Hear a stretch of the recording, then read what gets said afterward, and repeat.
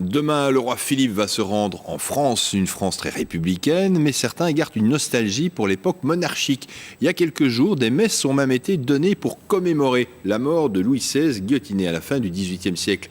Dans la France républicaine d'aujourd'hui, on garde encore une certaine fascination, parfois, pour les rois. Reportage à Paris, Pierre Marlet. Un square tranquille au cœur de Paris. Au centre, une chapelle en mémoire de Louis XVI. C'est ici qu'à la Révolution, on a jeté son corps et celui de Marie-Antoinette. Mais pour beaucoup de passants, tout cela est d'histoire ancienne.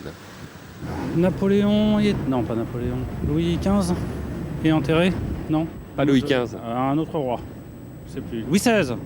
Oui, c'est ça, Louis XVI. Parce qu'il y a un restaurant qui s'appelle le Louis XVI. C'est pas lui qui a coupé la tête, non?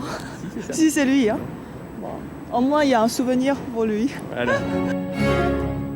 C'est vrai que la France fut longtemps un royaume qui connut son heure de gloire à Versailles. Mais aujourd'hui, pourquoi donc la royauté fascinerait-elle encore les citoyens de la République française? Au magazine des Têtes couronnées, on a une explication toute simple et très parisienne. La royauté, après tout, c'est du Made in France.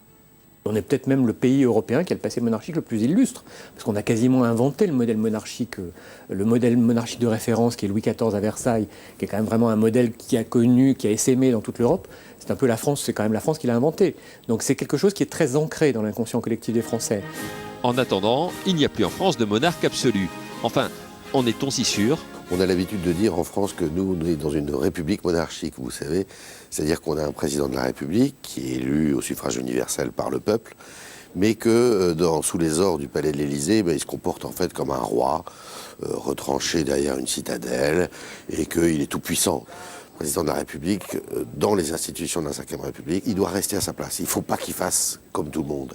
C'est pas un homme comme tout le monde, c'est pas un président normal. Le président serait donc un être anormal, comme si sur lui planait encore l'ombre des rois de France. Ici même, il y a un peu plus de 2 siècles, la guillotine fonctionnait à plein régime. C'est ici que Louis XVI et Marie-Antoinette ont été décapités.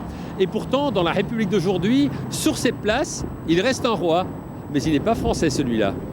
L'arrière-grand-père de Philippe de Belgique trône en bonne place dans le décor parisien depuis 75 ans. Et jusqu'à nouvel ordre, ce roi-là ne risque pas d'être un jour détrôné.